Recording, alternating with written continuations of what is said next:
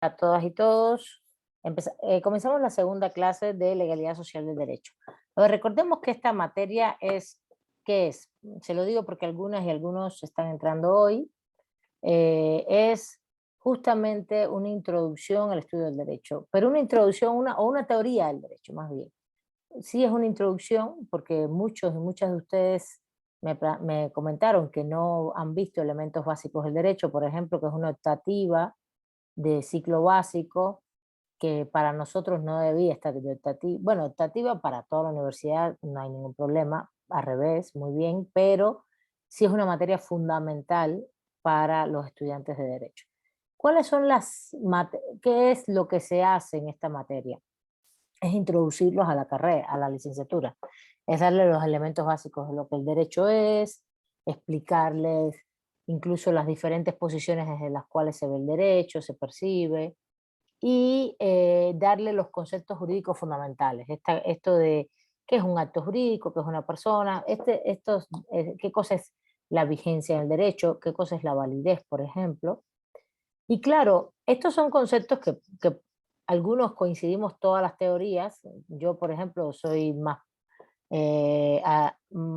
que todo, mi trabajo, mi investigación está basada en la teoría crítica del derecho, y la teoría crítica coincidimos en su mayoría en muchos conceptos, pero hay algunos que no coincidimos del todo, ¿no? Entonces ahí es donde yo voy a intentar, porque este manual es un manual más de corte positivista, normativista, es decir, que se centra en el estudio de la norma jurídica o de pensar. Fíjense, él tiene algo muy interesante, por eso también lo escogí, porque aunque yo les diga eso, tiene grandes acápites donde habla del derecho como fenómeno social, no solamente como norma, y las partes normativas como norma las tiene muy bien tratados, por eso me ha gustado este manual. Lo he ido ya viendo casi completo y está bastante bien articulado, actualizado, con un lenguaje comprensible para ustedes, etc. Disculpen. Entonces, eh, es que estornudé, pero quité el micrófono. Eh, es que yo sé que no les voy a llegar el estornudo, pero por si acaso. Dice, entonces, bueno, vamos a los temas. ¿Qué vimos la clase pasada? La clase, estamos viendo la función social del derecho es justamente, a ver, recordemos que dije que hasta las 4:10 iba a permitir la entrada, ya son las 4:20. Eh, Eso me interrumpe porque yo tengo que estar pendiente de quiénes están entrando, yo no tengo asistentes ni mucho menos, de quiénes van entrando y no quiero de ninguna manera poner a alguien a hacer eso. Primero porque no es la función de ustedes es estar en la clase. Y segundo, y de participar y de estudiar. Y segundo, porque una vez que hice eso con unas clases más grandes, más amplias, entraron gente que no tenía que entrar. Entonces, otra cosa que les voy a pedir, Ana, ¿puedes poner tu apellido, por favor? Ana, vuelvo y repito, los que están entrando después de las 4:10 de la próxima clase, no, les voy a pedir que entren temprano. Ana, puedes poner tu nombre y apellidos. Hay una Ana Lorenzo, esa no tiene problema. Hay otra Ana, por favor. No, en tu nombre, acá, León. Por favor, porque una de las cosas que les he pedido por seguridad informática es que pongan su nombre y apellido. Es un tema de seguridad informática. Entran a las clases alguien llamado Ana, ¿no? Y te boicotea la clase y es un problema. No es un problema, nos salimos y volvemos a entrar y no pasa mucho más. Pero nos hacen pasar un mal rato, etcétera. Entonces, por eso les pedí desde un inicio, desde la primera clase, que uno de los requisitos, además de entrar hasta las 4:10, es que se pongan su nombre y primer apellido, por lo menos, ¿no? ¿Vale? Ana, lo puedes hacer sobre tu imagen. Tienes como 3 puntitos, ahí le das clic y le puedes dar renombrar, ¿vale? Por favor, te lo voy a pedir. Bueno, eh,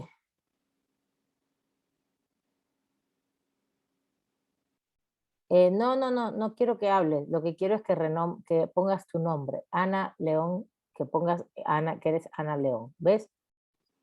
Ana León Sánchez o Ana Lidia León. Que renombre, sales como Ana solamente. Bueno, entonces, no quiero que hables si no tienes micrófono, no tienes pantalla, no hay ningún problema. Vamos a lo que estábamos viendo en las clases. Vimos la clase basada en un tema, primero un tema básico que es la presencia cotidiana del derecho, ¿no? O esta cosa que también se le llama la ubicuidad del derecho, ¿no?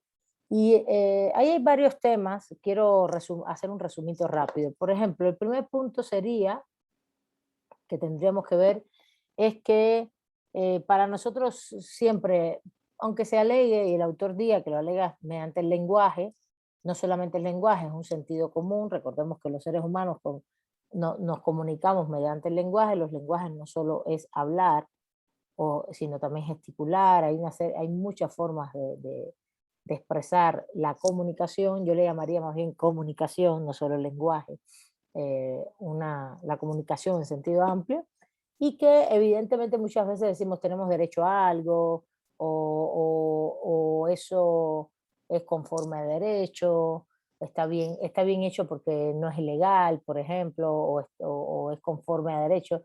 Aunque esa frase conforme a derecho ya la usamos más, si sabemos un poquito más de derecho, ¿no? Em, eh, eh, y a veces no sabemos bien qué cosa es el derecho, ¿no? Y ni mucho menos, pero tenemos ese sentido común, que más que un sentido común, también es un sentido colectivo común acerca de lo que está bien o está mal, y tiene que ver con la legitimidad, con cuestiones que creemos que están bien, que están bien articuladas, que son legítimas, y que al final también al decir las que están en derechos porque tienen alguna vinculación con lo que está establecido en las normas jurídicas, ¿no? En las leyes, en la Constitución, etcétera, aunque no conozcamos ni todas las leyes, ni la Constitución, ni mucho menos, ¿no? Entonces ahí es donde viene el punto este de que además de tener una presencia cotidiana, vamos al fundamento de cómo se da el derecho, que es una relación social. Ahí el derecho se da en la vida social del ser humano, no se da con respecto a una sola persona, ni solamente es que yo tengo un derecho y punto, X, no, se da cuando nosotros decimos, ay, tengo tal derecho me están violando mis derechos, lo estamos diciendo porque algo nos está afectando. ¿Sí se entiende eso? Es importante eso. Y no solo porque hay un conflicto, puede ser que nos esté afectando o sencillamente haya algún problema X. Puede ser que no te esté afectando a ti principalmente, que está afectando a otros, o que tú estés viendo una noticia y digas, no, ellos tienen derecho a manifestarse. ¿Cómo crees? Claro que pueden manifestarse, ¿no? O claro que pueden eh, eh, eh, por ejemplo, ejercer, no sé, manifestarse es una buena opción cuando uno mira y dice, no, la persona tiene libertad de expresión, puede decir lo que entienda, que no es así, ¿no? Eh, no es que puedas hacer lo que entiendas, ¿no? La libertad de expresión tiene límites, todo tiene límites, el derecho también. Pero lo que quiero decir es que uno lo dice y no lo tiene que decir solamente respecto a uno, sino respecto a otros, pero esos otros están en relación con algo más. El derecho tiene una naturaleza social completamente. No es una naturaleza de otro tipo que no sea social. Esto es muy importante porque siempre creemos que el derecho sí puede estar en muchas partes, incluso el autor habla de la omnipresencia del derecho, que es un concepto de Carlos Santiago Nino, un jurista argentino, analítico para que vayan entendiendo también que hay diferentes posiciones sobre el derecho, ¿no? Diferentes posiciones teóricas, no hay una sola. Él como analítico, y Mario en este caso, este autor, Álvarez, también trata el derecho como lenguaje, eso es una visión analítica, el derecho es un lenguaje. A mí me gusta, pero a la vez cuando te lo relata, se sale enseguida del lenguaje y te habla de la relación social. Entonces, por eso me gusta más, porque a mí no me gusta tanto hablar de derecho como palabra, ¿no? Las palabras, es decir, las normas, sino Eso es importante y esa va a ser la otra mitad del curso. De hecho, de eso va a tratar la otra mitad del curso. ¿Qué son esas palabras? ¿Qué quieren decir esas palabras? ¿Cómo se articulan lógicamente esas palabras? Esas normas jurídicas, para que lo entendamos bien y ustedes estén muy, compañeras y compañeras, muy claros de toda la licenciatura, esos 6 semestres que van a abarcar después de mucho derecho positivo, normas y eso, cómo se estructura, qué quieren decir, por lo menos de manera general. Pero la primera mitad del curso la vamos a dedicar a ver esa naturaleza del derecho, la naturaleza jurídica del derecho. La naturaleza, disculpen, la naturaleza del derecho. ¿Qué cosa es la naturaleza? Pues desde el origen hasta sus fundamentos, sus, sus características, ¿no? Cómo tiene realmente un origen completamente social, cómo se relaciona con la política, que en este caso también con el Estado, con el poder, con las con las comunidades, ¿no? Cómo realmente el derecho no solamente nace del Estado, por eso también vamos a ver las fuentes del derecho. ¿Qué son las fuentes del derecho? ¿Cómo nace? ¿De dónde viene el derecho? ¿No? Esto es muy importante. Eh, entonces, ¿de dónde vienes, de dónde surge, de dónde va saliendo? No el origen histórico solamente. Y también, para mí es muy relevante que para ustedes quede claro que el derecho tiene una naturaleza social, que no nace de la nada, en este sentido, que además de no nacer de la nada, eh, nace de nuestra convivencia social como seres humanos que vivimos en sociedad. No tiene ningún sentido que yo diga, yo tengo derecho a la vida, y sea una cosa muy íntima mía. Es como el valor ese, los valores religiosos, ¿no? Usted, cada cual puede tener acá en esta clase, que somos hoy 31 personas, un valor religioso X internamente, ¿no? Nosotros podemos tener valores religiosos internos y cada cual creer en determinadas cosas. Hay muchas religiones, hay muchas deidades, hay muchos, no sé, tipos de santos, hay muchas formas de creer en algo y muchos estilos de creer en algo y sencillamente, en mi criterio, son valores muy individuales o pueden ser colectivos, pero en función de la colectividad con la cual compartes esos valores, ¿no? No solamente tuyos. No sé, quizás Juan con su familia o Yani, que la veo aquí, con su familia o Abril, pueden compartir con su familia determinados valores religiosos o no, ¿no? Puede ser que tú no compartas con tu familia los valores religiosos que tiene y compartas otros con otro grupo. Bueno, ¿cuándo se vuelve más colectivo, social? Cuando estás compartiendo con ellos, pero no es de todos, ¿no? Recuerden, por ejemplo, y si yo lo que creo es en el budismo, no tiene nada que ver, acá predomina la religión católica, estoy de acuerdo, y hay mucho también cristianismo, como en toda América Latina. Cristianismo me refiero a todo el protestantismo, etcétera, etcétera. Pero puede ser que yo sea budista o me gusten las religiones afro, yoruba, la santería, ¿no? O sencillamente no crea en ninguna religión, no tenga ese aspecto. Entonces, ¿a dónde quiero llegar? A que eso es una relación íntima mía y que se vuelve social y colectiva en el momento en que puede ser que la esté compartiendo con un grupo, ¿sí? Pero sencillamente es muy íntimo de cada uno. Y eso el autor este lo refiere porque dice que justamente en la modernidad es el periodo histórico que consideramos, y eso ya es bastante consensuado por toda la filosofía, la historia, a partir de la conquista de América, no después, sino desde la conquista de América hacia acá. Em, es un periodo histórico en el cual ha tenido muchas fases y procesos, etcétera, pero que justamente a partir del siglo XVI, 1500, 1492 la conquista, empieza la conquista, comienza.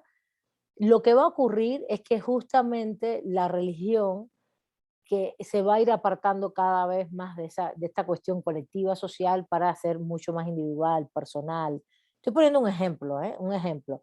Y eso es una gran diferencia con el derecho, porque mi relación con la religión es una relación muy íntima, puede ser muy íntima, depende de la religión que yo tenga o que cada uno de nosotros y todas tengamos. Pero la relación con el derecho es una relación colectiva, es completamente social. Si a mí me vulneran un derecho es porque alguien me vulnera un derecho. puede ser el Estado, puede ser una persona puede vulnerar un derecho subjetivo o puede sencillamente vulnerarte un derecho humano derivado de discriminación. Por ejemplo, te puede afectar derechos humanos por la discriminación. La discriminación se ejecuta persona a persona, no solo el Estado viola derechos humanos. Los derechos patrimoniales pueden ser vulnerados entre personas porque la relación siempre es entre personas, o entre una empresa y una persona, a eso me refiero. Entonces, siempre hay una relación con alguien o con algunos, o también con personas jurídicas, que son empresas transnacionales, el Estado, ¿no? Que también hay una relación ahí social y jurídica. Entonces, ahí es donde está el derecho. El derecho está en, en toda esa articulación. Es lo que quiero que les quede muy claro, es de las primeras cosas que vimos en la clase, esa naturaleza social del derecho. Y que no tiene nada que ver, no es una relación íntima, ni salió de la nada, ni mucho menos, porque justamente está fundado, está establecido el derecho y se creó, nació históricamente, para más bien regular la conducta social del grupo, regular cómo nos tenemos, más que comportarnos, porque el derecho siempre es un deber ser, ¿no? Esa norma jurídica, ese lenguaje es un deber ser, te dice cómo debemos comportarnos. Por ejemplo, el que, el que mate a otro tiene privación de libertad de, no sé, de 20 a 30 años. Eso es un delito, es una norma que se llama el delito de homicidio, es mucho más complejo, pero yo lo estoy diciendo de manera sencilla.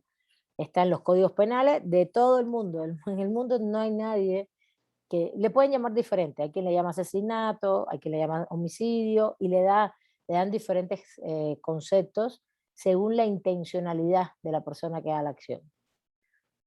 Por ejemplo, aquí se le llama homicidio culposo, doloso. Doloso es cuando tienes intencionalidad de matar a alguien, culposo es cuando no tienes la intencionalidad de matar a la persona y muere.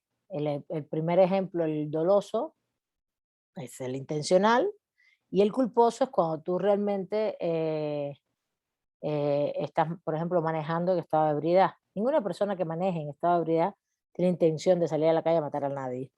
Sinceramente tomó, se pasó de copas y se le fue el control, pero porque está en un estado de enajenación, igual que una persona drogada. Entonces, no hay una intencionalidad realmente. Si una consecuencia, luego entonces vas a tener una sanción, ¿no? Bueno, si se prueba y toda la cosa.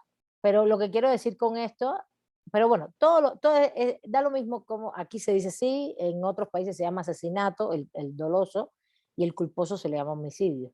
Esa es la distinción. Pero casi todos los países, todo el mundo tiene ese delito establecido. Ese delito, ese lenguaje, esa articulación lógica, el que mata a otro, nos está diciendo, nos está hablando de una conducta. ¿Y qué hay implícito en ella? ¿Qué hay, por ejemplo, implícito en ello? Les voy a ya poner algunos temitas nuevos. ¿Nos está obligando a hacer algo? ¿Nos está permitiendo hacer algo? ¿O nos está prohibiendo hacer algo? A ver, ¿quién me dice? El que no puede hablar porque no tenga micrófono puede escribir por el chat. Yo estoy atenta y atentos. Los atiendo aquí. El que mate a otro tiene privación de libertad de 10 a 20 años. Tendrá privación de libertad. ¿Qué está diciendo esa norma? ¿Nos está obligando a hacer algo? ¿Nos está permitiendo hacer algo o nos está prohibiendo hacer algo? Nos está obligando, ¿no? Yo digo que nos está prohibiendo. Ernesto, a ver, y Luz, gracias los dos. Una otra cosita, estuvo muy bien ahora, nos salió bien, pero si pueden levantar la mano porque si no se va a armar el show acá. Ahora te doy la palabra, Ana, ya te vi, Ana Lorenzo. A ver, Ernesto, ¿por qué tú crees que te está obligando? ¿A qué te obliga? Piensa un poquito. El derecho cuando te obliga a hacer algo lo tienes que hacer. Justamente, no sé, se me ocurre como en el sentido de, pues que toda norma jurídica tiene su dualidad en cuestión de obligación, lo decía como en ese sentido, de que te obliga pues a que la cumples, ¿no? A que la cumplas, pues. Ajá, no, sí, pero le sacaste la vuelta, Ernesto. No veo, no está bueno tu argumento. Me gusta que te defiendas, está muy bien. Pero le sacaste la vuelta, creo yo. O si sabes de lógica jurídica, dime la verdad. No, no, realmente no. A ver, el argumento de Ernesto es lógico, tiene mucha lógica. Si a ti te prohíben hacer algo muy bien en luz, a la vez hay una obligación en correlación. Eso se llama en derecho, eso lo vamos a ver en lógica, en la parte de la lógica de las normas, en la segunda parte del curso. Pero me da risa porque es un nivel de conocimiento abstracto del derecho más fuerte, pero realmente no, realmente la norma está prohibiéndote hacer algo, ¿no? A ver, Ana, Lorenzo, algo nuevo, o Juan o Hani, si quieren decir algo nuevo. Sí, maestra, yo le quiero decir que en esa parte la norma nos está prohibiendo algo. Al que prive de la libertad se le impondrá No, al que mate, al que mate a otro, al que prive también, porque ese secuestro, perdón, al que prive de la vida, ¿no? O al que sí, mate, ¿no? exactamente, Sí. el que prive de la Eh, vida a otro. el que prive de la vida a otra persona se le impondrá una cantidad de años X. Una Eh, sanción, pongamos en, el término es sanción, una usemos sanción sanción. siempre, que es mejor. Muy bien, Entonces, a ver, adelante, adelante. Entonces, entonces, hay una prohibición ahí realmente en el sentido de la convivencia del ser humano, ¿no? Eso es lo que yo pienso, maestra. Ok. Muy bien. ¿Y Hani? No, ya bajó la mano. Bueno, bajen la mano ahí para yo no confundirme cuando ya termine. Muchas gracias. A ver, nos está prohibiendo hacer algo. Entonces nos está estableciendo una conducta a seguir. Hay una conducta a seguir. Ese es el famoso concepto del deber ser. ¿Cómo debe ser la conducta? La conducta es esa, es que no te están diciendo que el acto de privar de la vida a alguien, el acto de lesionar a alguien, por ejemplo, el que infrinja lesión física, psicológica sobre una persona, también tiene una sanción de privación de libertad, ¿no? El que eh,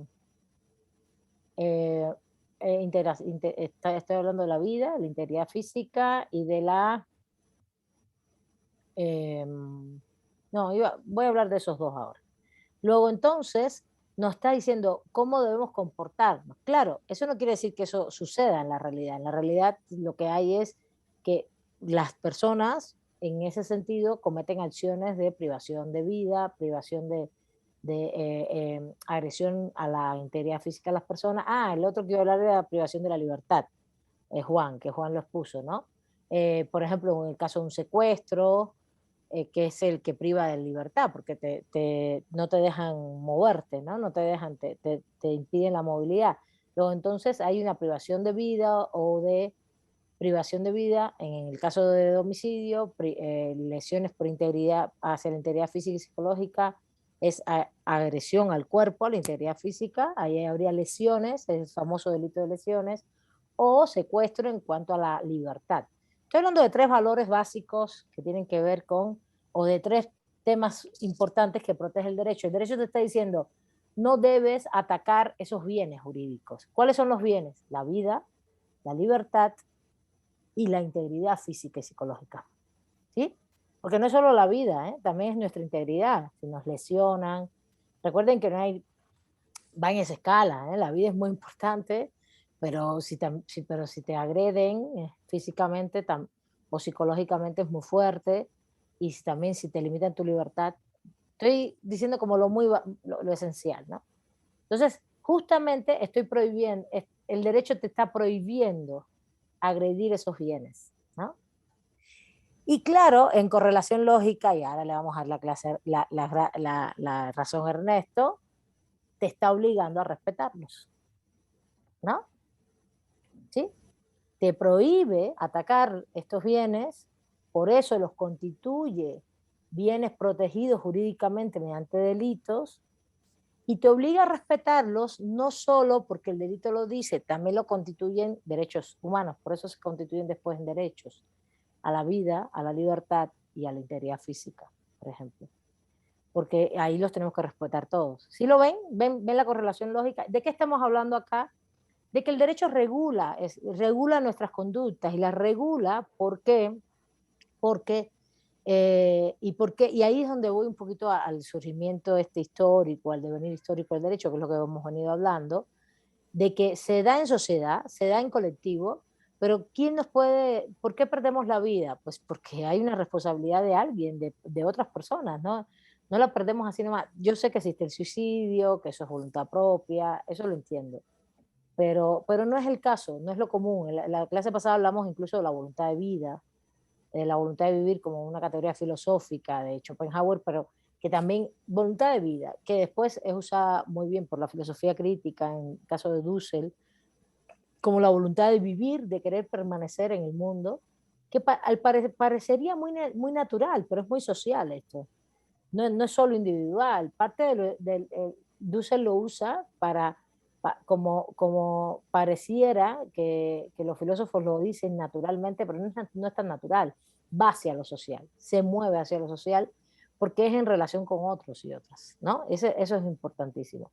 Y en este sentido, sí quiero a ver si... y el derecho como forma de convivencia social, desde el otro punto, no solo uno lo ve, yo siempre digo, es un fenómeno social y está fundado en relaciones sociales. Está fundado en relaciones sociales, en nuestras relaciones con otras personas. Esto es fundamental. El derecho es una relación social, está fundado en relaciones sociales. Si vamos al marxismo, la relación social se funda también en lo económico, ¿no? En todo el intercambio que hay en una sociedad. Vamos a asumir el concepto no desde la visión solamente económica, sino general. Las relaciones sociales son económicas, culturales, políticas, etcétera, ¿no? Y en este sentido, este instrumento o esta forma de convivencia social, siempre le decimos forma porque al final se expresa en un lenguaje y tiene un decursar por escrito, en normas, etcétera, etcétera. Tiene un lenguaje ahí estructurado donde nos obliga o nos prohíbe o nos permite, no a nosotros, sino al Estado, en este caso a las instituciones, hacer cosas. Luego entonces lo que está haciendo es regular conductas, conduce la vida en sociedad. ¿Está bien? Esos son los primeros elementos básicos que vimos la clase pasada, nomás que hoy lo estoy organizando un poquito. ¿Alguna duda al respecto? No, profesora. Ok, entonces vamos a un segundo punto. Esta naturaleza social, perfecto, gracias, estoy mirando el chat, sí los veo, sí leo que lo están aquí interactuando. Esta naturaleza social, además de ser social, es histórica. Segundo punto. Tiene una naturaleza histórica. El autor trata un poquito menos este tema. Él habla más bien que... Tengo que apurar llenar todo. Anaís, por favor, ¿puedes silenciar? Les voy a pedir que silencien sus micrófonos. Si quieren hablar, levanten la mano y yo les doy la palabra enseguida, ¿vale? Yo sé que están manipulando cosas y se les... Bueno. Esta naturaleza, además eso es social, el derecho tiene una naturaleza histórica. Y esto es muy importante. Porque también las personas, y ahí sí es un posicionamiento más crítico, el autor lo dice, pero no remarca tanto. Él habla todo el tiempo de la cuestión social, ¿no? Él no lo remarca tanto. A mí sí me importa y es muy relevante que entiendan que el derecho tiene una naturaleza histórica. ¿Qué quiere decir esto? Que el derecho ha tenido un proceso de construcción histórica en conjunto con la humanidad. En conjunto con la humanidad. ¿Por qué? Porque sencillamente junto con la humanidad el derecho ha sido uno de los instrumentos de convivencia social ¿no? Para regular nuestras conductas, normar conductas, ver cómo nos comportamos. Sí, ha tenido características diferentes en los procesos históricos, depende de los espacios, los lugares, etcétera, incluso fundamentos diferentes en cada momento histórico. Si miramos la humanidad, el proceso histórico de la humanidad, desde la comunidad primitiva a la horda, las gens, ¿no? Las hordas, las gens, las tribus, fratrias de fraterno, hermano, fratrias, y de ahí se fueron asentando en comunidades que generaron las primeras grandes organizaciones sociales y políticas, que en mi criterio históricamente son las grandes civilizaciones antiguas, ¿no? A ver, ¿quién me dice cuáles son las grandes civilizaciones antiguas? Son las primeras organizaciones sociales y políticas. A ver si por ahí por teoría del Estado están viendo algo de eso. A ver, Juan. Está la China, maestra, la China, la egipcia, la mesopotámica, China, egipcia, mesopotámica, Muy bien. la hindú también, son La 4 India, ahí. la India. La India. El hindú es la religión, la India. Bueno, la India, Mesopotamia, China, y ahí no me acuerdo cuál otra, maestra. Egipto, Mesopotamia, Egip- Egipto, Mesopotamia, China, India, son las grandes 4, bueno, son las 4 más conocidas, así como que ya que trascendieron en la historia de la humanidad hasta la actualidad, ¿no? Incluso con nombres parecidos, pero también estuvieron los fenicios, ¿no? Los fenicios están todos alrededor del Mediterráneo, también estuvieron los persas, que sería hoy todo el mundo. A ver, los persas abarcaron todo lo que sería hoy el Medio Oriente. Fue el gran primer imperio, el Medio Oriente, pero... Irán e Irak, ¿no? Los Sí, persas medo-persas. exacto. Irak e Irán, pero... y un poquito más, porque el imperio persa se extendió bastante, ¿no? Te abarcaría hoy... habría que ver el mapa, pero podría haber abarcado un poquito más, siempre hasta Mongolia, porque lo que es hoy Mongolia, China, esas eran las fronteras de todos los imperios, ¿no? Mongolia, China. De todos los imperios que venían o que quedaron del Medio Oriente hacia allá, o de Occidente, como fue después Alejandro Magno con el imperio helénico. A ver, Luz dice, los griegos y los romanos. Y yo diría que no, Luz. Los griegos y los romanos no son las grandes civilizaciones antiguas. Ellos vienen un poquito después. Estamos hablando de estas civilizaciones están sobre el 7000, 10.000, 7000 antes de nuestra era, antes de Cristo. Asentados ahí, asentándose y generando ya una comunidad política y jurídica. Y los griegos y los romanos, hay evidencias de ellos en el 1200 antes de nuestra era. Los griegos, las ciudades griegas, ni las ciudades, no eran ciudades, eran las pequeñas, justamente Troya, Micenas y Creta. Y justo ya Grecia clásica es el 700 antes de nuestra era. 700, antes de Cristo, que es la Grecia ya que conocemos ya como poliestado. Los griegos son herederos de los fenicios. Para que entendamos, los patricios es una categoría social, Marco Antonio. Los patricios son una categoría social, no es una civilización. Es una categoría social, es el rico, la persona rica, el dueño de los medios de producción en ese mundo grecolatino, que es de los griegos y los romanos, ¿vale? Y los plebeyos son los pobres, todos ciudadanos, pero eran ricos y pobres, vamos a decirlo así, de manera sencilla. Entonces, pero les voy a decir, los fenicios, todas las ciudades alrededor del Mediterráneo eran fenicias. Estoy hablando de todas las ciudades, lo que hoy, desde España, pasando por Turquía, todo el Mediterráneo, toda Italia, todo eso eran ciudades fenicias, y todo el norte de África, todo eso eran ciudades fenicias.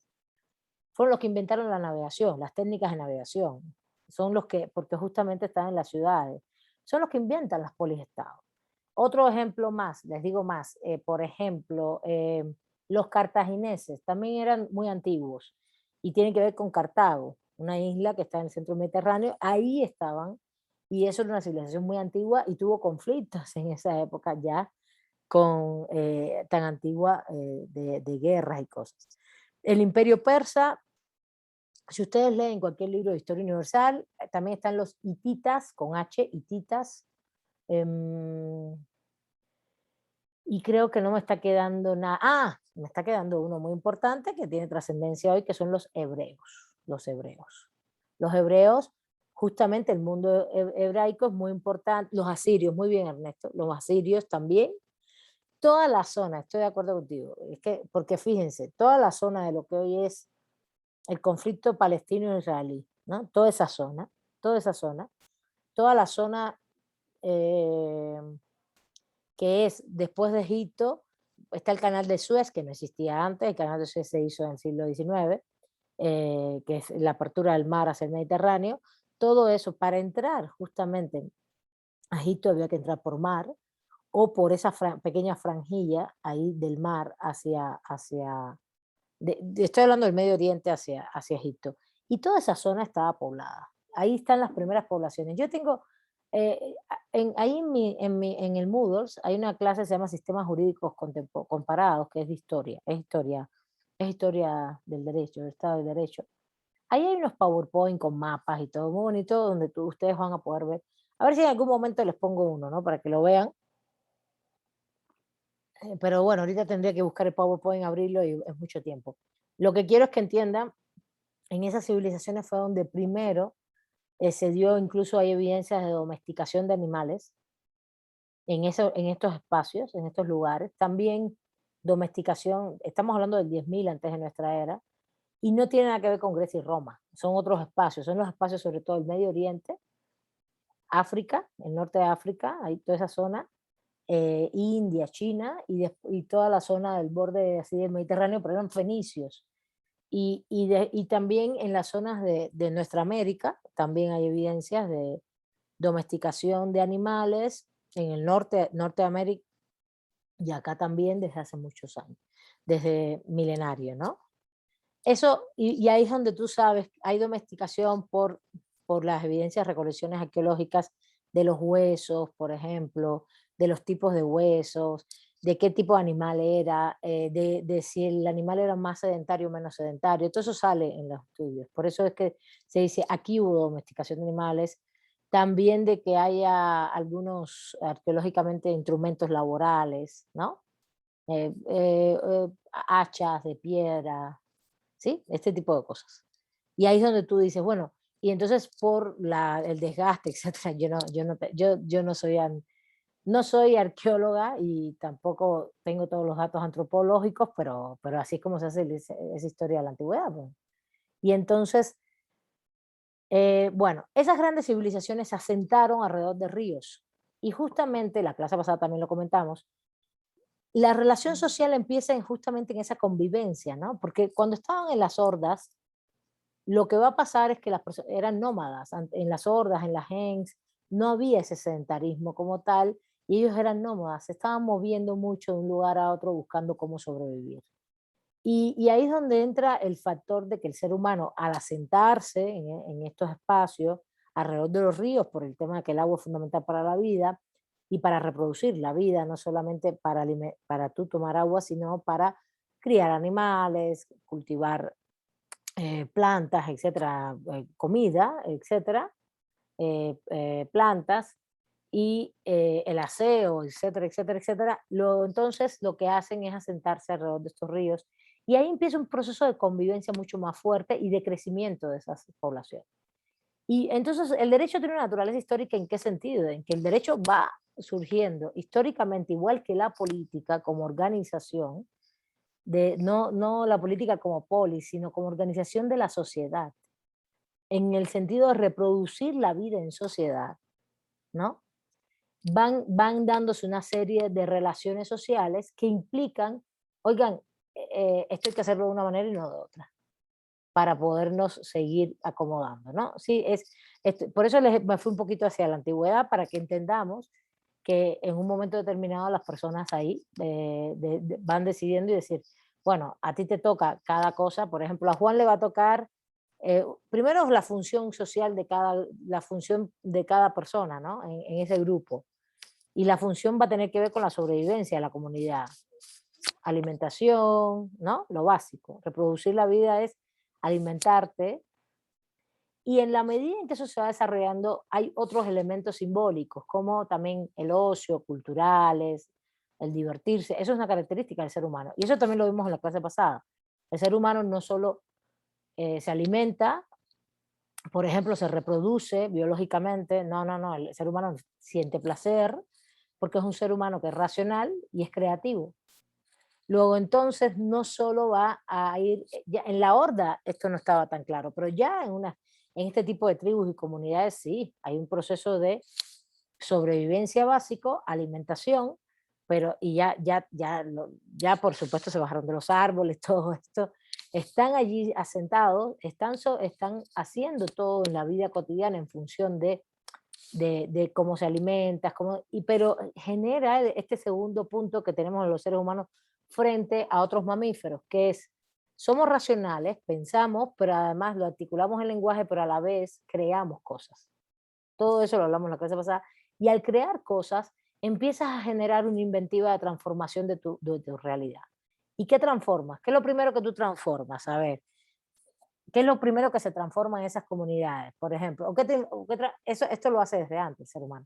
¿Pero qué transforma? A ver, ¿quién me dice? ¿Qué transforma el ser humano en la antigüedad, desde la comunidad primitiva?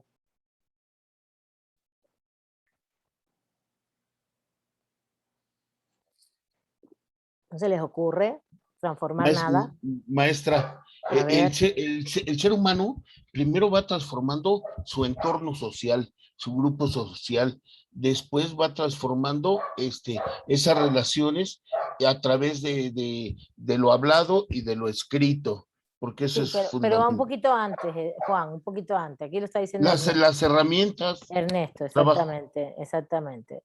Es que primero construyes algo esa es tu parte creativa, ¿no? La parte creativa, construyes herramientas, por eso se construyen hachas, arcos y flechas, todo este proceso de creación, eso es muy importante. Y esa es la base de la creatividad del ser humano que nos ha traído hasta hoy. Y eso es lo que hoy le llamamos tecnología. Y es una de las bases fundamentales del capitalismo. De hecho, no solo del capitalismo, de la modernidad capitalista. La tecnología es pura creación del ser humano. La tecnología es conocimiento con uso de materias primas. A ver, piensa un momentito, un hacha en la era primitiva y piensen hoy en un celular. Es tan importante en su momento histórico cuando lo crearon, una como el otro, ¿sí se entiende? O las computadoras, aún nos estamos viendo acá, hay pandemia, hay una crisis social mundial gravísima de salud, etcétera, y podemos comunicarnos y estar acá en esta clase. Es un proceso de creatividad impresionante, de creación mediante la racionalidad, porque y somos capaces de transformar la naturaleza. Claro, también de explotarla y también de llegar al punto de explotar a los hombres y las mujeres, a los seres humanos también. Y eso ha pasado por muchas etapas, estoy de acuerdo. Pero lo primero que hacemos es esto. Y en ese proceso, justamente todo el mundo tiene funciones. Juan tiene función, Milay tiene función, Jesús tiene una función, Anaís, Isabel, Castillo, Luz. Y en esas funciones, ahí empieza a surgir normas. Estoy dando una concepción más entre económica social, ¿no? Surgen normas. Tú haces esto, tú haces lo otro. Ahora, también hay un aspecto simbólico psicológico. Lo expliqué en la clase pasada, que es el que tiene que ver con justamente ya en la sociedad gentilicia, el tema del tótem y el tabú. Es si nacemos de una madre, vamos a decir que Luz Esther Vallejo es la matria de esta comunidad de 31 personas, de 30 personas, luego entonces el tótem que está asociado a Luz, vamos a decir que es un águila, luego entonces ese tótem es un tabú. Eso es Sigmund Freud, puro Sigmund Freud, el famoso ensayo de Tótem y Tabú, está en la red, lo pueden leer, es muy bonito, pero está asociado también al desarrollo de las civilizaciones, de las comunidades, y al surgir ese tabú, ¿cuál es el tabú que surge ahí? Si el tótem de Luz Esther, la matria nuestra es Luz Esther, y ella constituye el tótem águila. ¿Cuál es, en una sociedad gentilicia, cuál sería el tabú? A ver, lo dije en la clase pasada, a ver quién me dice hoy.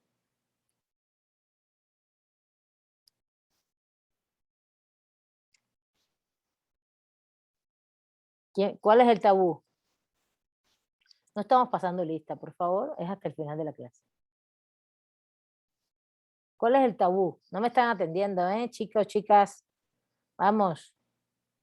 No solo Juan, a ver, participen otras y otras. Si el tótem es, lo expliqué en la clase pasada, si el tótem es el águila y venimos de una mujer, en este caso yo dije que era Luz Esther, o es la matria, ¿cuál es el tabú? De hecho es la primera norma jurídica, se los dije en la clase pasada. De ahí surge la primera norma jurídica.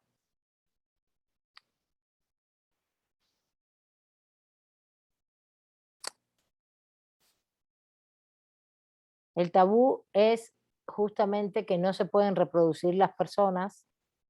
A ver, estamos aquí, están aquí, ¿me pueden hacer alguna señal, además de Juan? Sí, profesora. Gracias. El tabú es que justamente no se pueden reproducir las personas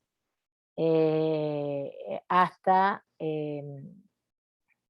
de la misma matria, del tótem, del águila. ¿Por qué? Porque las sociedades lo que se fueron dando cuenta es que si te reproducías de hermano a hermano, lo expliqué en la clase pasada, ¿no se acuerdan que hablé de Tutankamón, etcétera? ¿No hablé? No, en esta clase no, profesora. Bueno, yo que me recuerdo, no. Ah, entonces me equivoqué. ¿Y en qué clase? ¿En qué clase fue? Me equivoqué. Estoy loca yo. ¿Estaré loca? Puede ser. Nada.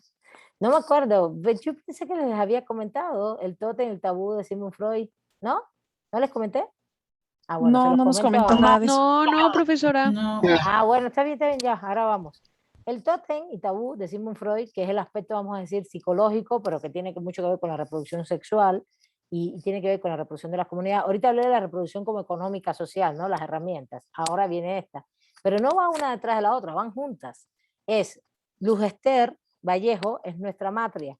Abril Valdés, que está aquí, que no, la vemos, o Ayani, son nuestras matrias. Si son nuestras matrias de matriz.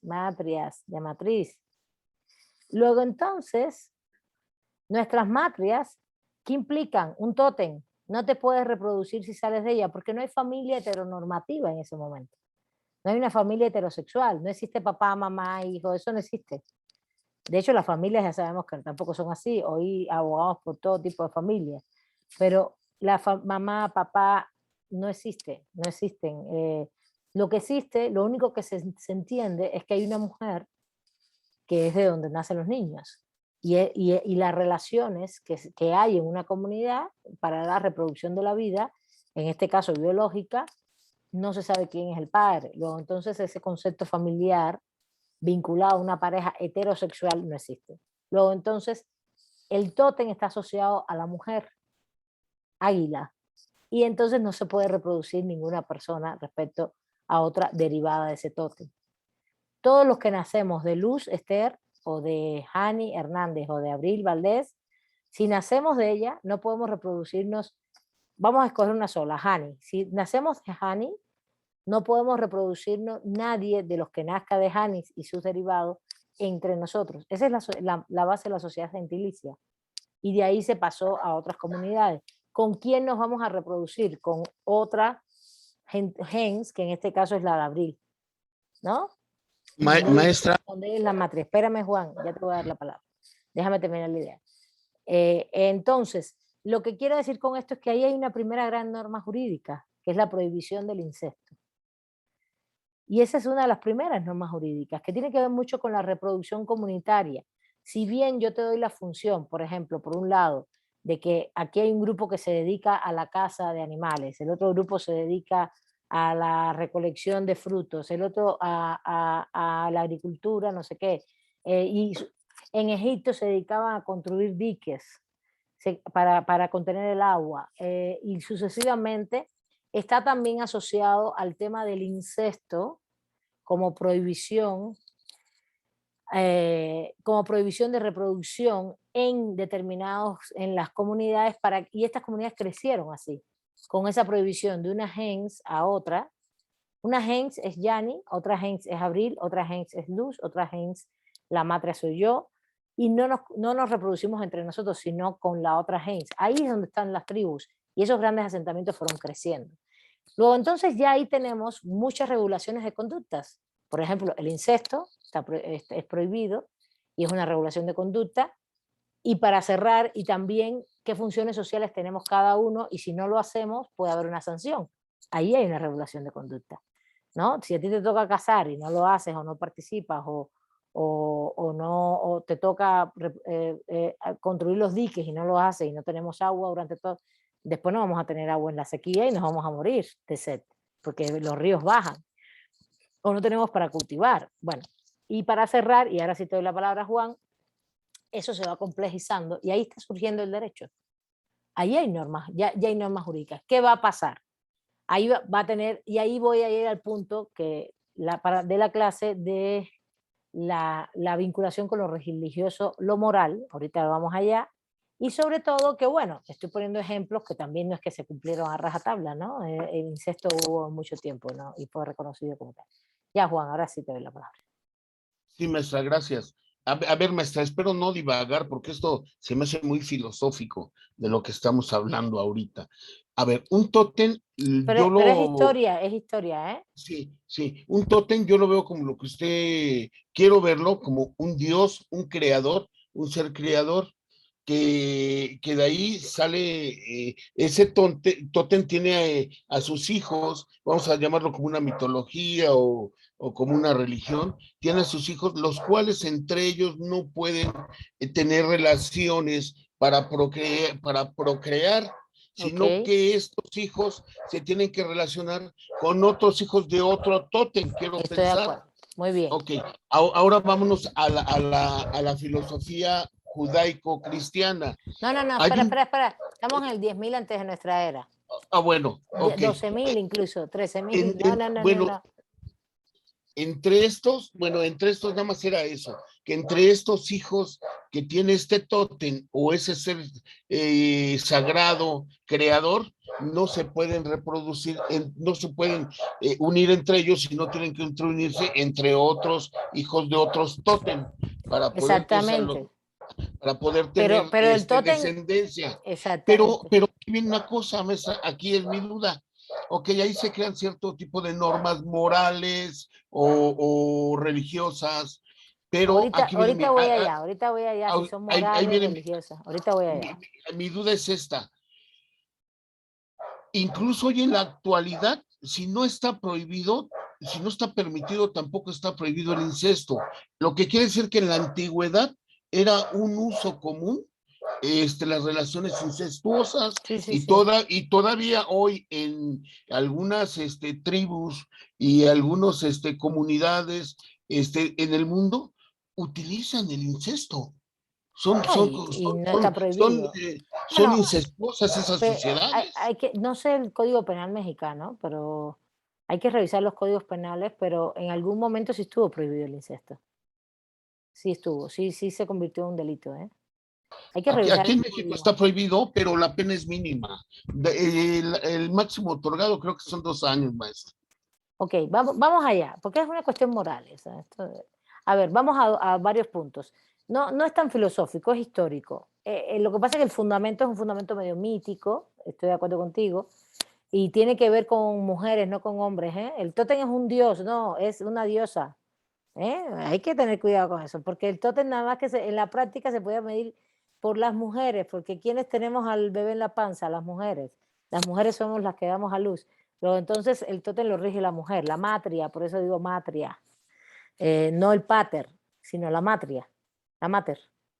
Estoy diciendo algo histórico que es así y que está bastante, a ver, documentado entre comillas, porque lo que pasa que tenemos por escrito es de los griegos y los romanos, sobre todo, ¿no? Y algunas cosas un poco anteriores, como el Código Hammurabi de 1792 antes de nuestra era, por ejemplo, em, que es de Mesopotamia. El primer documento jurídico escrito es de 1792 antes de nuestra era. Lo estoy poniendo aquí para que lo vean. Entonces, luego, entonces, estamos hablando del segundo milenio antes de nuestra era, ¿no? Muy poquito. Y yo estaba hablando de una situación que se dio entre el 12.000, 13.000, 10.000, ¿sí? Mucho antes. Y el judaísmo y el cristianismo es justamente, el judaísmo se va conformando, sí, como uno de los grandes pueblos antiguos del mundo hebreo. Vamos a decir que 7.000, 6.000 en adelante, antes de nuestra era para acá. El judaísmo, ¿no? El mundo hebraico, ¿no? Los 10 mandamientos, el Viejo Testamento, que son documentos que tenemos como evidencia, documentos antiguos jurídicos también. Sí, son religiosos y eso, pues son jurídicos, ¿no? Lo que estaba era haciéndoles un análisis histórico de cómo surge el derecho, ¿entiendes? Y ese tótem, no te angusties, Juan, ni se angustie nadie. Yo no voy a hablar de eso en clases, gracias, de 1 a 6 años, ok. Ese tótem, ni se asuste nadie, no voy a preguntar eso en exámenes ni nada. Es para hacerles entender cómo fueron surgiendo esas normas jurídicas, ¿no? Ese derecho, ¿no? Y claro, estoy muy de acuerdo con Juan, justamente el incesto, era bastante común después, pero no era una forma de convivencia social, Juan.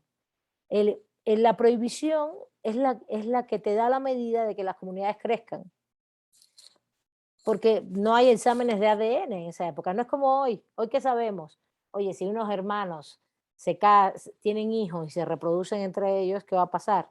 Puede ser que salgan los hijos con problemas serios físicos y mentales, ¿no? Por un tema de cromosómico, de ADN, etcétera, etcétera, no por otra cosa.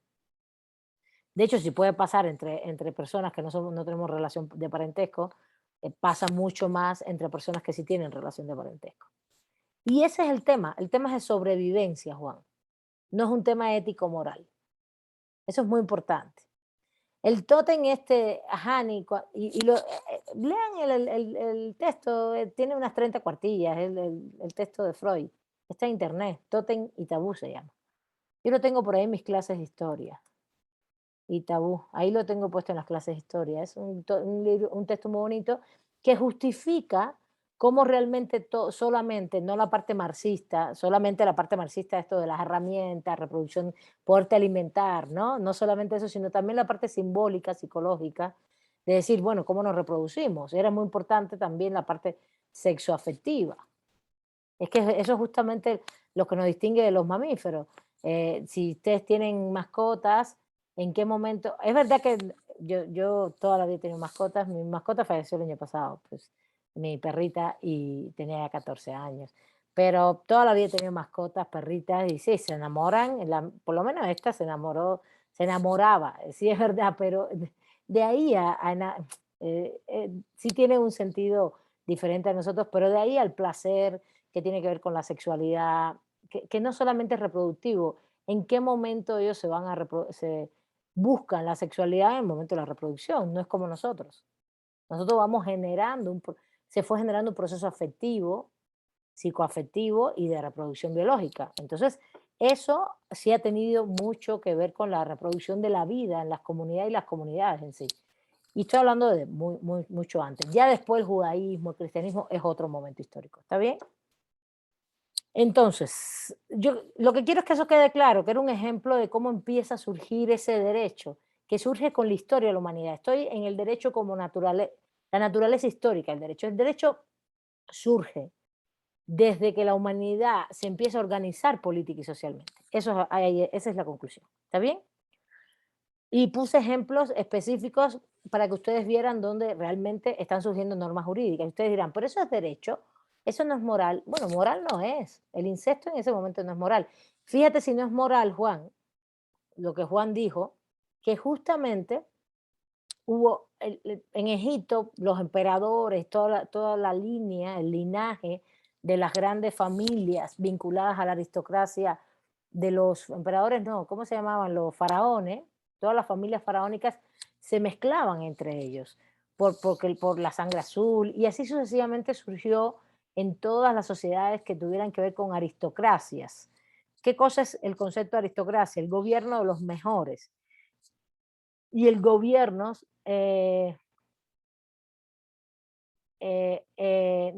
no entendí lo que pusiste, ahí me dices. El gobierno de los mejores no es, hoy quizás ustedes piensen que el gobierno de los mejores como un gobierno de meritocracia, que tenga más méritos. No, estamos hablando de la aristocracia, desde la antigüedad, pasando incluso por el mundo de la esclavitud, pasando, que es Grecia y Roma, pasando después por el mundo medieval, que es del 600 al 1200 después de nuestra era en el centro de Europa, y Grecia y Roma, donde estaban ubicadas solamente. Hasta la modernidad el incesto existió y hubo creencias de que era muy importante mantener la sangre de la aristocracia. Disculpen, mantener el concepto de aristocracia vinculada a la sangre de familias o de grupos familiares que tuvieran una ascendencia o descendencia parecida. Miles de personas se casaron primos, siempre. Eso se rompe más en la modernidad. En la modernidad, ¿por qué? Con las investigaciones científicas. La investigación científica te dice, oye, si ustedes siguen haciendo esto, la consecuencia está en la reproducción biológica, ¿no?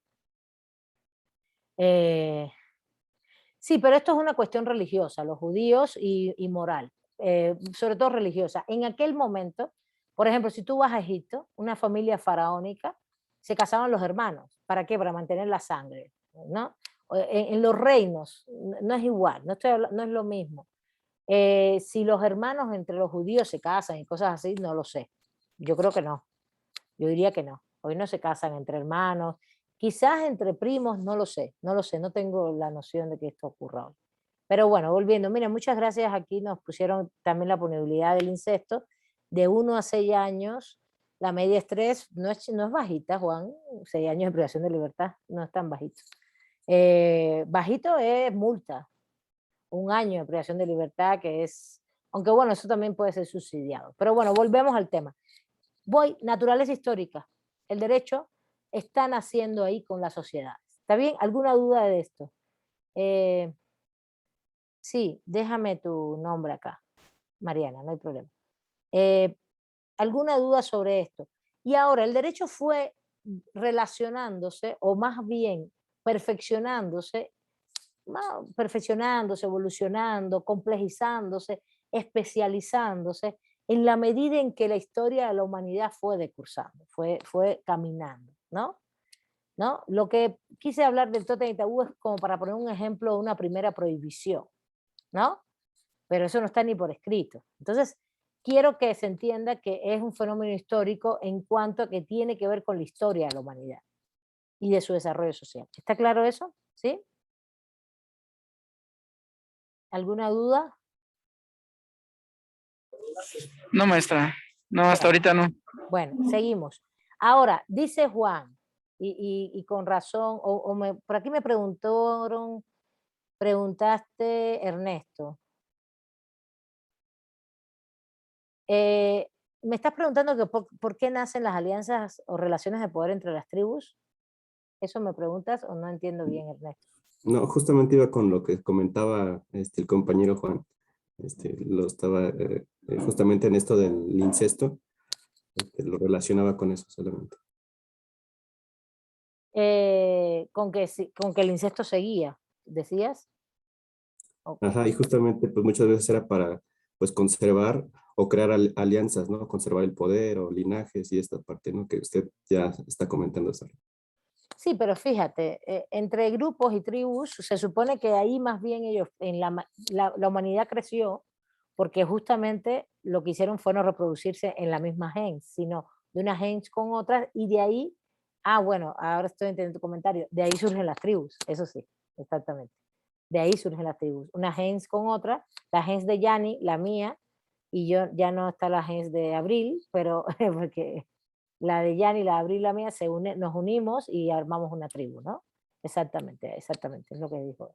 Entonces, y entonces el derecho sigue perfeccionándose, sigue sumándose. Y ahora vamos al tercer punto de la clase, que tiene que ver con este acápite, que es el punto del los sistemas religiosos y morales. Lo que va a pasar es que estas normas que le llamamos jurídicas ya en esa vida tan primitiva como puede ser la de las gens y las tribus en aquella época, y después sucesivamente van a estar muy mezclados con con el sentido de lo religioso, igual que el tótem. El tótem es una religión, es un símbolo religioso. Estoy de acuerdo contigo, Juan, ahí. Es un símbolo completamente religioso, y de ahí se está derivando una norma jurídica, ¿viste? Una prohibición, y todos la acatan. Y también con el sentido de la moralidad, de la ética, ¿no? De lo que las comunidades creemos que está bien o está mal, ¿no? Y de lo que vamos consensuando con lo que está bien y está mal. ¿Qué es lo que va a pasar al inicio de la humanidad? Que eso va a estar muy, muy unido. Lo que está bien y lo que está mal está vinculado a lo religioso, a la religiosidad que tenga cada cual. Por supuesto, tenemos que entender que, por ejemplo, esas comunidades antiguas eran politeístas, creían en muchos dioses, tenían muchas deidades, muchas formas de expresar la religión y no única, excepto los hebreos, que son los que generan por sí mismos una religión que empieza a vincularse a un Dios en específico. El Viejo Testamento, después con todos los 10 mandamientos, etcétera, etcétera, hasta el año cero, donde nace Jesús, etcétera, y ahí viene, vamos a decir, toda la religión cristiana, porque es judaísmo y cristianismo, son dos momentos diferentes. Son dos momentos diferentes que creen cosas diferentes, están fundados en el mismo proceso histórico y sí están creyendo en un solo Dios, igual que el islamismo, todo que se va creando en función de que es monoteísta, un solo Dios. Pero si tú vas a la India, si vas a China, pues son miles de dioses, miles de religiones, incluso hoy por hoy, ¿no? Muchas, muchas. Aunque las más grandes son evidentemente la religión católica hoy, la cristiana por otro lado, y el Islam también. El Islam. Son religiones muy grandes, son monoteístas, son las dominantes hoy. Pero el derecho sí estuvo muy vinculado a ellas. Por eso el autor dice en varias ocasiones que el derecho tiene mucha relación con los sistemas religiosos y morales, ¿no? Pero no están juntos en estos momentos, y eso se va separando. Y llega un momento en que no están juntos. Y nos quedan 8 minutos y rápidamente vamos a dar un elemento importante. ¿Por qué no están juntos? ¿Y cuál es justamente en estos momentos? Ya dejemos la historia, ya dejemos la naturaleza histórica, sino ahora estoy en la distinción entre los sistemas jurídicos, los sistemas morales y los sistemas religiosos. ¿Cuál es la distinción? Y el autor lo expresa en estas 10 paginitas que les dije que leyeran. ¿Por qué el autor es 10 o 12, no me acuerdo, 15? ¿Por qué el autor expresa que ya no están juntos? ¿Cuál es la diferencia entre los sistemas jurídicos y los sistemas religiosos o morales? Que también son sistemas de normas, también son normativos. Te dicen cómo debes comportarte respecto a algo. Si tú crees en algo religioso, te da un parámetro de comportamiento, te dice, debes hacer esto, debes hacer lo otro, debes creer en Dios, debes tener fe en Él, por ejemplo, y de ahí para allá tienes una serie de estructuraciones en la religión católica, como ir a misa, hacer el bien, por ejemplo, una serie de cuestiones que tienen mucho que ver con la moral también, de no matar, etcétera, etcétera, hacer el bien, pero también de hacer caridad, de ir a misa, de leer la Biblia, de confesarte, todo. Hay una serie de cuestiones que se realizan, de casarte por la iglesia, hacer tus votos frente a Dios, por ejemplo, o de bautizar a tus hijos, todo este tipo de cosas que uno siente dentro del sistema religioso que es una obligación ante Dios. Entonces es también normativo, te están diciendo cómo actuar, ¿no? Entonces, ¿cuál es la diferencia entre el cómo actuar, del deber ser, y el cómo actuar en el derecho? ¿Quién me dice? Vamos. Les quedan 5 minutos. Muy bien, Hani, adelante. Buenas tardes, profesora. Bueno, yo creo que la diferencia es las leyes, ¿no? O sea, las normas jurídicas son para todos. Todos tenemos la obligación de respetarlas, y en las normas religiosas y morales, pues es opcional, ¿no? Yo pienso eso. Tú piensas bien. No solo lo piensas, sino que está muy bien. ¿Qué más? Ella dice, el primer punto de Hani es que unas son obligatorias, las jurídicas, y las otras no son del todo obligatorias. Tú sientes la obligación de hacerlo, pero puedes hacerlo o no. Vamos a decirlo así. Muy bien, Hani. ¿Qué más? A ver, ¿quién más me dice? ¿Cuál es la distinción? A ver, por aquí vi a alguien que comenta. Ana Lidia dice, nos dice. Perdón. No, ahora te doy la palabra. ¿Quién quiere comentar? ¿Isabel?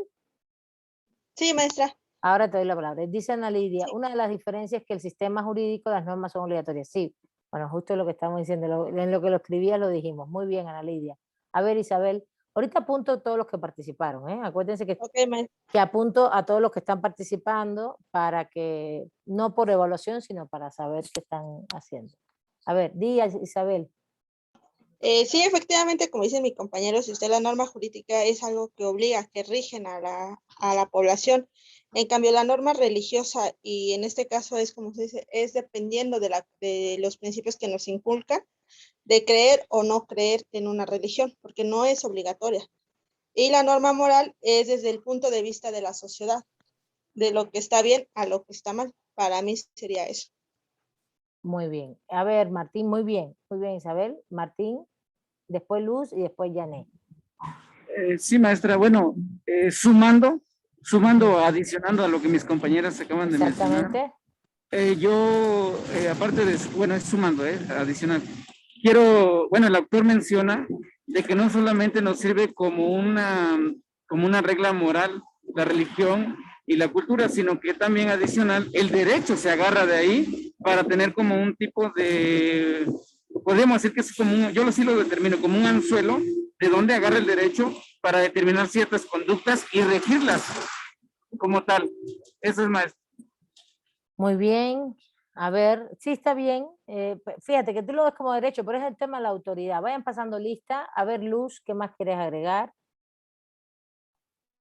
Sí, profesora, pues yo quiero nada más agregar que el autor menciona que la religión y la moral, son formas de regulación de conducta humana, pero son previas al derecho. Entonces yo ahí vinculo o pienso que lo religioso y lo moral tiene que ver más con decisiones individuales, y lo jurídico ya tiene que ver más con normas establecidas, sociales.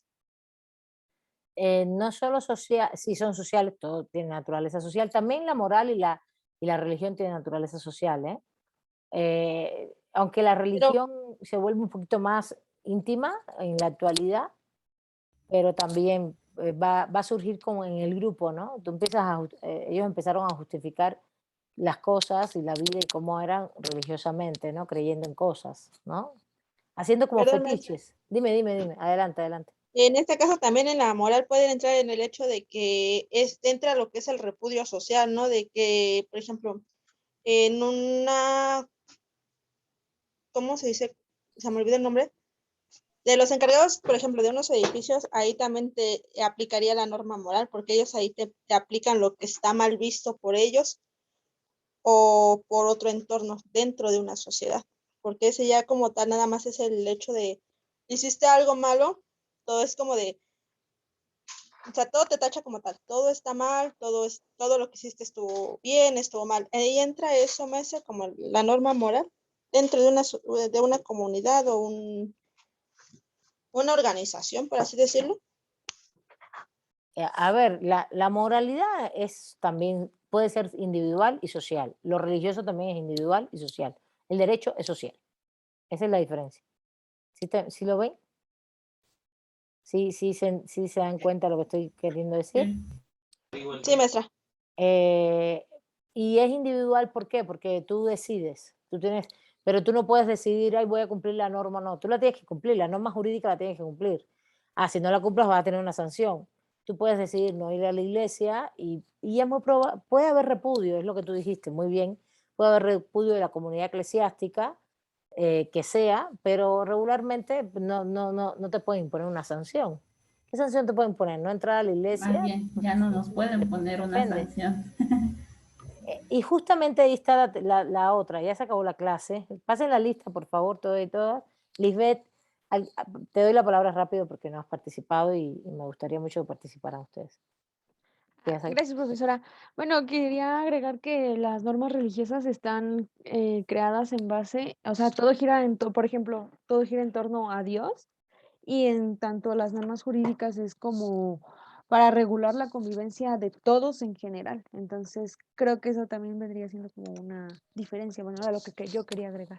Sí, exactamente, que hay un concepto de generalidad en un territorio, espacio-territorio determinado, y lo religioso es algo que tú te llevas contigo y puede estar en cualquier lugar, en cualquier espacio, puedes intercambiar o no con otros y con otras, pero puede que no, ¿entiendes? El derecho ya sí se quedó en estos momentos en un ámbito muy territorial y es para todos y todas en ese ámbito.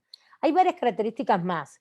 El tema de quién emite las normas, la autoridad, qué tipo de autoridad, qué tipo de legitimidad tiene esa autoridad, qué tipo de relación tenemos con esa autoridad, que es obligatoria, y la diferencia con, en este caso, las otras normas, que es quién las emite, cómo se emiten, qué tipo de consensos históricos han tenido, al igual que el derecho, que tiene también consensos históricos, pero quienes las emiten y las autoridades muy diferentes.